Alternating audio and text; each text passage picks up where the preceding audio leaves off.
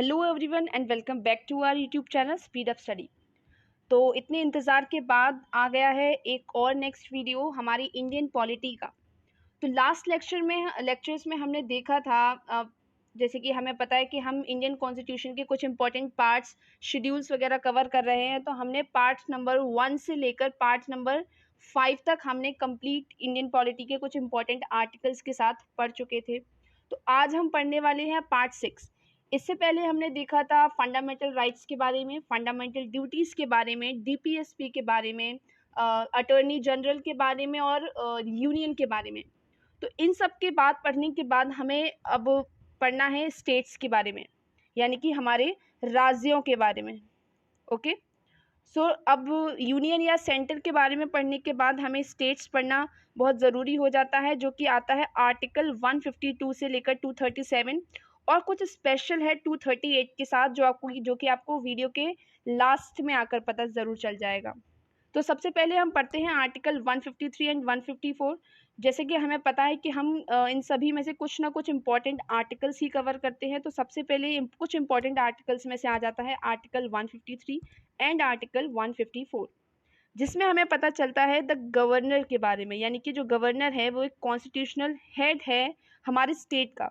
जिस प्रकार से हमने यूनियन में पढ़ा था कि एक जो प्रेसिडेंट है वो एक कॉन्स्टिट्यूशनल हेड होता है पूरे यूनियन का या फिर सेंटर का या फिर एक कंट्री का, उसी प्रकार एक गवर्नर कॉन्स्टिट्यूशनल हेड होता है एक स्टेट का। एंड इट ऑल्सो स्टेट, यानी कि आर्टिकल जो 153 है वो ये भी बताता है कि सेम गवर्नर यानी कि सिंगल गवर्नर वो एक्ट कर सकता है as a governor of more than one state, यानी कि एक गवर्नर एक स्टेट के गवर्नर के रहने के साथ साथ वो अदर स्टेट के गवर्नर भी कहलाए जा सकते हैं। नेक्स्ट हम बढ़ते हैं आर्टिकल 154 के बारे में, जो कि हमें बताता है executive power of the states that shall be vested in the hands of the governor, यानी कि जितनी भी एग्जीक्यूटिव पावर हैं स्टेट से रिलेटेड वो गवर्नर के हाथों में होनी चाहिए, यानी कि जो final and full and final जो डिसीजन है वो गवर्नर के हाथों में होना चाहिए। That is law making authority पूरी गवर्नर के हाथों में है, गवर्नर का फैसला ही लास्ट माना जाएगा। नेक्स्ट हम बढ़ते हैं आर्टिकल 155 पे, जो कि बताता है अपॉइंटमेंट ऑफ गवर्नर, जो कि होता है प्रेसिडेंट के द्वारा, यानी कि आर्टिकल 155 हमें किसके बारे में बताता है, गवर्नर के अपॉइंटमेंट के बारे में। ठीक है, नेक्स्ट हम बढ़ते हैं आर्टिकल 156 के बारे में, जो कि हमें बताता है टेन्योर ऑफ गवर्नमेंट, यानी कि गवर्नर जो एक बार अपॉइंट हो गए हैं प्रेसिडेंट के द्वारा, वो उनका टेन्योर कितना रहेगा, उनका टाइम पीरियड, यानी कि वो कितने देर तक या दिनों तक या सालों तक इवन वो गवर्नर रह सकते हैं किसी भी एक स्टेट के या फिर मोर देन वन स्टेट ऑल्सो। तो हमें पता चलता है कि जो जैसे कि प्रेसिडेंट ने उनको ओथ दिलवाई है गवर्नर को, तो वो गवर्नर भी उनके प्लेजर तक ही वो अपना गवर्नर रह सकते हैं किसी भी स्टेट के, यानी कि यहाँ पर जैसे कि लिखा है he can be a governor till the pleasure of the president and maximum for 5 years, यानी कि मैक्सिमम उनका टेन्योर 5 ईयर्स तक रहता है। लेकिन अगर बीच में प्रेसिडेंट का मन करता है कि मतलब it also not literally means that मन करता है, बट या अगर उनको लगता है कि गवर्नर ने कुछ करप्शन किया है या फिर वो ढंग से वर्क नहीं कर रहे हैं अपने स्टेट में, तो वो पहले भी 5 साल से पहले भी गवर्नर को अपनी पोस्ट से हटा सकते हैं। सो ओके, और जो टेन्योर ऑफ गवर्नर है, यानी कि गवर्नर को सेंट्रल गवर्नमेंट के अकॉर्डेंस के साथ साथ उनको वर्क करना पड़ेगा, क्योंकि जो प्रेसिडेंट है वो किसके द्वारा इलेक्ट होता है, सेंटर यूनियन गवर्नमेंट के द्वारा। ओके, हमारे प्राइम मिनिस्टर और चीफ मिनिस्टर्स के द्वारा। और प्रेसिडेंट के द्वारा कौन इलेक्ट होता है, गवर्नर। तो जो गवर्नर इनडायरेक्टली किसके लिए वर्क कर रहा है, he works on behalf of or accordance with central government indirectly. Okay, so next हम बढ़ते हैं आर्टिकल 158 के बारे में, जो कि हमें बताता है qualification and the condition for governors office, यानी कि गवर्नर्स ऑफिस यानी कि जो क्वालिफिकेशन है गवर्नर बनने की वो क्या क्या हो सकती हैं। देखो, कुछ तो बहुत ही कॉमन क्वालिफिकेशंस हैं, जो कि है कि सिटीजन्स ऑफ इंडिया होना चाहिए, that should be the governor should be the citizen of India. It should not hold the office of profit, ये मैंने पहले भी आपको लास्ट वीडियो में समझाया कि होल्ड ऑफिस ऑफ प्रॉफिट का मतलब होता है कि वो गवर्नर रहने के साथ साथ किसी भी कोई ऐसी पोस्ट को होल्ड नहीं कर सकते जिसकी वजह से उनको फाइनेंशियली या फिर पर्सनली कोई फ़ायदा हो रहा हो, जैसे कि वो कोई जॉब नहीं कर सकते। ऑफ कोर्स एमपी की पोस्ट ही ये भी लिखा है that it should not be the member of parliament. Member of parliament यानी कि मेंबर ऑफ लेजिस्लेटिव असेंबली नहीं हो सकते वो, ना कि एमएलए एमएलसी, इनमें से किसी भी पोस्ट को होल्ड नहीं कर सकते अगर उनको गवर्नर बनना है किसी भी स्टेट के। ओके, सो नेक्स्ट हम आगे बढ़ते हैं आर्टिकल 161 के बारे में, जो हमें बताता है that power of governor to grant pardons, reprieves, remission under the state law. यानी कि आर्टिकल 161 अगर आपको याद आ रहा हो तो हमने इस जैसा आर्टिकल पहले भी पढ़ा था, दैट इज विथ प्रेसिडेंट, यानी कि यूनियन में यूनियन वाले पार्ट में हमने पढ़ा था आर्टिकल 72, जो कि बताता है कि प्रेसिडेंट के पास भी कुछ ऐसे पावर्स होते हैं जो कि माफ़ी दे सकते हैं, यानी कि कितनी भी बड़ी से बड़ी सज़ा हो लेकिन प्रेसिडेंट अगर चाहे तो उस व्यक्ति को वो माफ़ी दे सकता है। ओके, लेकिन इसमें कुछ गवर्नर के साथ कुछ लिमिटेशंस हैं, जैसे कि प्रेसिडेंट का हमें पता है कि वो डेथ पार्डन भी दे सकता है, यानी कि मौत की सज़ा को भी वो माफ़ कर सकता है, कौन? प्रेसिडेंट। बट गवर्नर के साथ ऐसा बिल्कुल भी नहीं है, वो डेथ पार्डन नहीं कर सकता है। गवर्नर कोर्ट मार्शल भी नहीं कर सकता है, उनके पास ये पावर नहीं होती है, unlike the president has this power. Next article के बारे में हम पढ़ें तो वो है आर्टिकल 163, जो कि बताता है discretionary powers of the governor that even not provided to the president. Discretionary power यानी कि ऐसी पावर जो कि प्रेसिडेंट से अलग है। President most of the part जो कि है प्रेसिडेंट की पावर से सिमिलर है, बट ऐसी डिस्क्रिशनरी पावर जो प्रेसिडेंट को भी नहीं दी गई है, जो कि है council of minister to aid and advise the governor. यानी कि ये तो हमें पहले भी पता था आर्टिकल 74 के द्वारा कि जो काउंसिल ऑफ मिनिस्टर्स हैं वो क्या है, प्रेसिडेंट को एडवाइस कर सकते हैं, उनके अकॉर्डिंग्स में वो चल सकते हैं, एंड प्रेसिडेंट को उनकी बात माननी ही पड़ेगी, दैट इज़ कंपल्सरी। मतलब उनकी जो सारे काउंसिल ऑफ मिनिस्टर की जो बैठक हुई है उनके हिसाब से फिर जो डिसीजन आता है सबके साथ मिलकर वो उनको फॉलो करना पड़ेगा। बट गवर्नर के साथ ऐसा क्या है, उनको भी काउंसिल ऑफ मिनिस्टर से एड और एडवाइस मिलती है of course, and most of the cases में काउंसिल ऑफ मिनिस्टर में जो डिसीजन होता है मिनिस्ट्री में वो ही गवर्नर लास्ट में आके मानते हैं, but he has the power to deny it also. यानी कि फाइनल पावर जो है वो गवर्नर के हाथों में है, ना कि इससे बिल्कुल अलग जैसे कि प्रेसिडेंट के साथ था, क्योंकि प्रेसिडेंट को मानना ही पड़ता था जो काउंसिल ऑफ मिनिस्टर में डिसाइड हो गया है। अनलाइक गवर्नर जिनके पास पावर है कि अगर उनको कोई डिसीजन काउंसिल ऑफ मिनिस्टर का पसंद नहीं आ रहा है then he can deny to. Okay, so next हम आगे बढ़ते हैं, दैट इज आर्टिकल 164, जो कि बताता है chief minister shall be appointed by the governor. यानी कि अपॉइंटमेंट ऑफ चीफ मिनिस्टर के बारे में हमें आर्टिकल 164 से पता लगता है।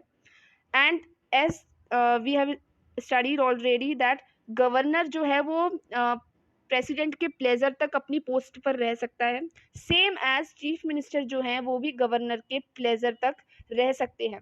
मैक्सिमम जो टाइम होता है, मैक्सिमम जो टेन्योर होता है वो ऑफ कोर्स एक जो हमारा लोकसभा का टाइम टेबल होता है यानी कि 5 साल वो रहते हैं, यानी कि मैक्सिमम जो टाइम पीरियड है वो रहता है हमारा 5 साल। बट अगर गवर्नर को ऐसा लगता है कि ये चीफ मिनिस्टर कोई करप्ट पर्सन है या करप्शन हो रहा है या फिर वो स्टेट को ढंग से नहीं चला पा रहा है, then of course he can take or he can demand the resignation of the chief minister also. Okay, so next article हम बढ़ते हैं, दैट इज आर्टिकल 167, जो कि बताता है हमें सीएम की ड्यूटीज़ के बारे में।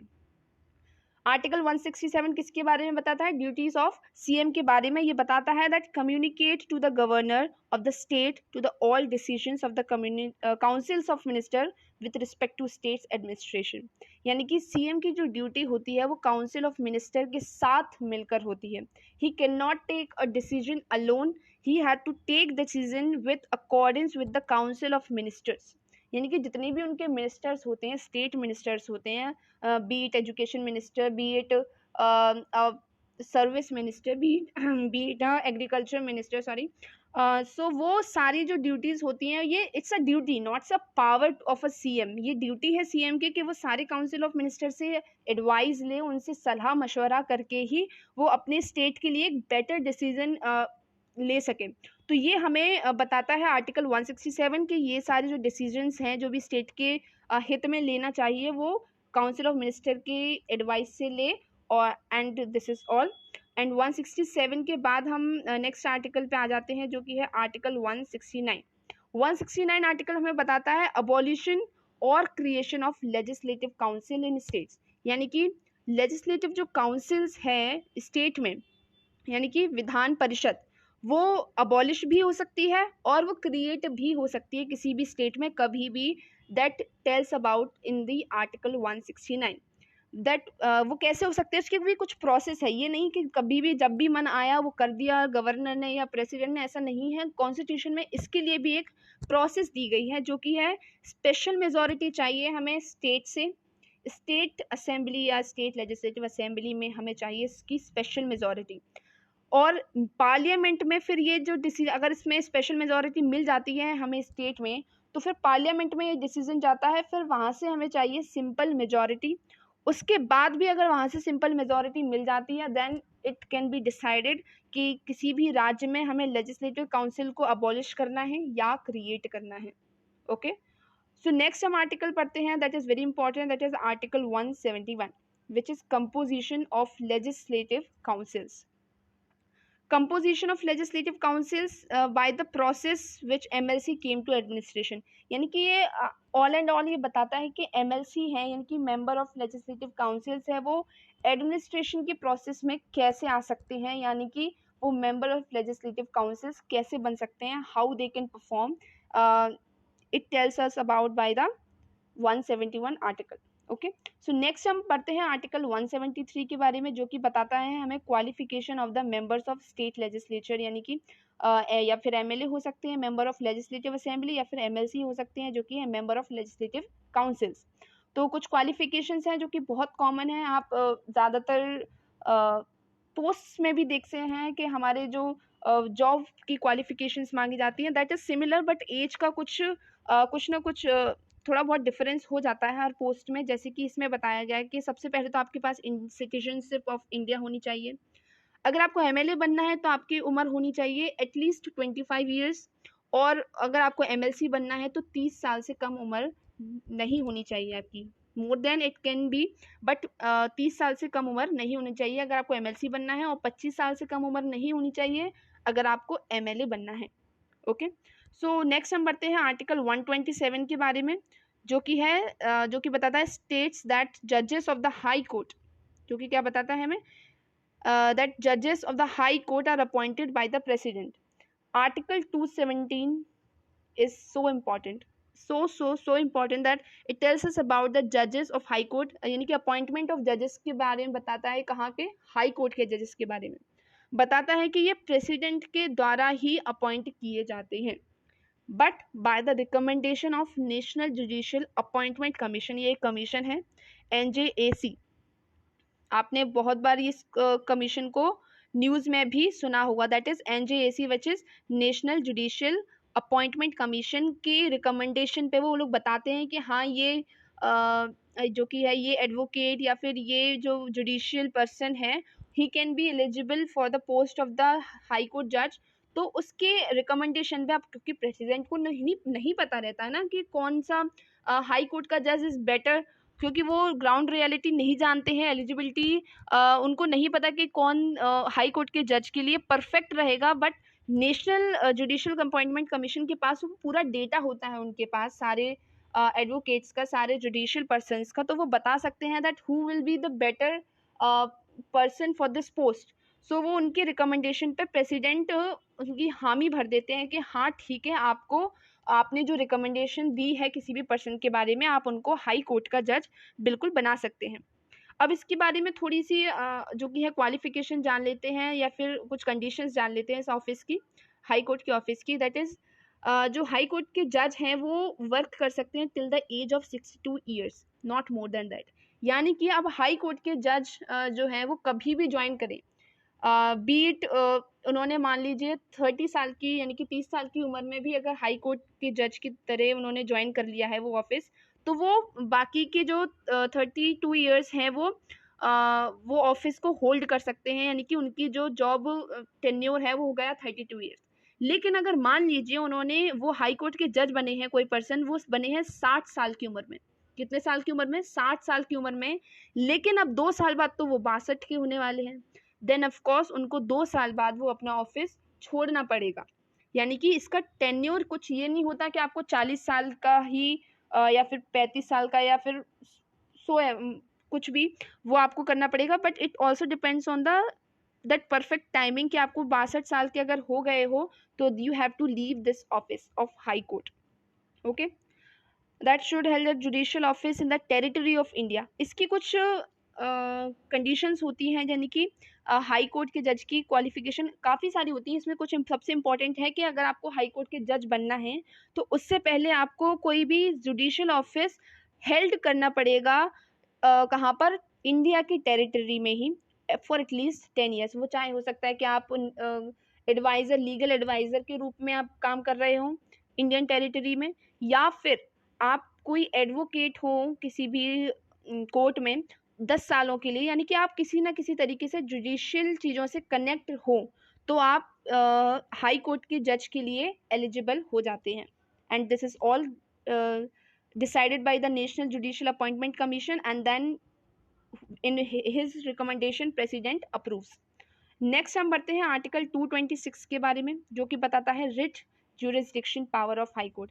जैसे कि पता है सुप्रीम कोर्ट के पास भी रिट ज्यूरिसडिक्शन है, ऐसे ही हमारे हाई कोर्ट के पास भी रिट ज्यूरिसडिक्शन है, लेकिन दोनों में डिफरेंस क्या है, तो हमें पता है कि रिट ज्यूरिसडिक्शन यूज़ होती है कोर्ट्स के द्वारा, यानी कि हाई कोर्ट और सुप्रीम कोर्ट के द्वारा, जब भी किसी पर्सन का, सिटीजन ऑफ इंडिया का जो फंडामेंटल राइट है वो वायलेट हो जाता है। फंडामेंटल राइट वायलेट हो जाने पे हमारे पास एक आर्टिकल था, अगर आपको याद हो, फंडामेंटल राइट में आर्टिकल नंबर 32, जिसको heart and soul of the Indian constitution कहा गया है भीमराव अंबेडकर के द्वारा। वो यूज़ होता है कि जब भी किसी पर्सन का फंडामेंटल राइट वायलेट होता है then he can directly approach to the supreme court, और सुप्रीम कोर्ट अपना रिट ज्यूरिसडिक्शन की पावर को यूज़ करके उसका जो फंडामेंटल राइट है वो ब्रीच होने से बचा सकता है। Same as with high court, अगर हाई कोर्ट में जो भी किसी भी पर्सन का, हाई कोर्ट यानी कि इट फंक्शन इन, कहाँ फंक्शन करता है high court, it function in the state, but supreme court तो पूरा ऑल ओवर इंडिया है, यानी कि ऑल ओवर इंडिया से अगर किसी भी पर्सन का फंडामेंटल जो राइट है वो वायलेट होता है तो वो डायरेक्ट सुप्रीम कोर्ट में जा सकता है, लेकिन he can also go to the high court अगर वो किसी स्टेट से बिलोंग करता है, ऑफकोर्स करता ही होगा। अगर वो स्टेट से, जैसे कि मान लीजिए वो तेलंगाना से बिलोंग करता है या फिर आंध्र प्रदेश या फिर यूपी से बिलोंग करता है, तो वो यूपी के हाई कोर्ट में जाकर वो अपील कर सकता है। तो हाई कोर्ट के जो जजेस हैं या फिर हाई कोर्ट अपना खुद का जुरिसडिक्शन की पावर यूज़ करके उस पर्सन के फंडामेंटल राइट को ब्रीच होने से बचा सकता है। बट डिफरेंस क्या होता है, हाई कोर्ट जो है वो सिर्फ स्टेट में, हाई कोर्ट का जो जुरिसडिक्शन का पावर है वो सिर्फ अपने स्टेट की टेरिटरी में यूज़ कर सकता है, बट जो सुप्रीम कोर्ट है वो कर सकता है पूरे सेंटर में, यानी कि पूरे सेंटर में, यानी कि पूरे यूनियन में वो यूज़ कर सकता है। सेकंड डिफरेंस क्या है कि जो सुप्रीम कोर्ट है वो रिट ज्यूरिसडिक्शन कर सकता था अपने सिर्फ और सिर्फ फंडामेंटल राइट्स के अगेंस्ट, बट जो हाई कोर्ट है वो किसी भी अदर इशू के खिलाफ भी या फिर अदर इशू के बारे में भी वो रिट ज्यूरिसडिक्शन पास कर सकता है। So this is very important. You have to remember it. Important for your exam and important for your general knowledge also. Next हम आगे बढ़ते हैं पार्ट 7। अब आप लोग सोच रहे होंगे कि ये क्या है। मैंने जैसे कि आपको क्लास के या फिर वीडियो के स्टार्टिंग में ही बताया था कि आर्टिकल 238 के साथ कुछ स्पेशल है। वो स्पेशल इतना ही है that it comes under part number 7, यानी कि पार्ट 6 हमने पढ़ लिया स्टेट्स के बारे में। 238 जो है वो आर्टिकल पार्ट 7 के अंडर आता था, यानी कि पार्ट 7 में सिर्फ एक ही आर्टिकल था जो था 238, जो कि डील करता था स्टेट के बारे में। तो जैसे कि हमने अभी पढ़ा कि पार्ट 6 है वो भी स्टेट के बारे में डील करता है। इसी वजह से अब आप लोग सोच रहे होंगे कि दो पार्ट की क्या ज़रूरत है, जब एक पार्ट में हमें सारे स्टेट के बारे में जानकारी मिल चुकी है। देन ऑफकोर्स यही चीज़ हमारे जुडिशियल कह सकते हैं ऑफिसर्स ने भी सोचा दैट कि जब हमारे पास एक पार्ट है, पार्ट नंबर 6, उसमें इतने सारे आर्टिकल्स हैं, तो वो स्टेट्स के बारे में जब कंप्लीट इंफॉर्मेशन दे रहे हैं, then what is the need for part number 7 that only contains the article 238 that tells us about the state. So इसको रिप्लेस कर दिया गया 1956 में by the 7th constitutional amendment act, यानी कि 7th कॉन्स्टिट्यूशनल अमेंडमेंट एक्ट हुआ था, उसके तहत 238 आर्टिकल को अबॉलिश कर दिया गया है, निरस्त कर दिया गया है, यानी कि अभी ये आर्टिकल एक्टिव नहीं है, हमारे इंडियन कॉन्स्टिट्यूशन में यूज नहीं होता है, जो कि पार्ट नंबर 7 में आता था, यानी कि part number 7 all and all 238 article ही था। सो आपको अगर लग रहा हो कि अमेंडमेंट क्या होते हैं, क्या इसका पूरा डिटेल में, तो उसके लिए मैं आगे आपके लिए वीडियो बनाऊंगी ज़रूर। रिट ज्यूरिसडिक्शन में जो 5 टाइप की रिट्स होती हैं, उनके बारे में भी मैं वीडियोस बनाने वाली हूँ। नेक्स्ट नहीं होगी शायद, कुछ टाइम बाद आएगी। ज्यूरिसडिक्शन की रिट्स की 5 टाइप्स की, हैबिस कॉर्पस, मैंडमस, ये कुछ टाइप्स की रिट्स होती हैं, जो कि मैं डिटेल में आपको बताऊंगी कुछ आगे आने वाली वीडियोस में। तो प्लीज़ जुड़े रहिए हमारे चैनल के साथ। तो आज के लिए इतना ही। आई होप आपको ये अच्छे से समझ में आया होगा। तो प्लीज़ अगर आपको समझ में आया हो तो please do like, share and subscribe our channel, share it with your family and friends, and I hope we will meet soon in the next video. Thank you for your support.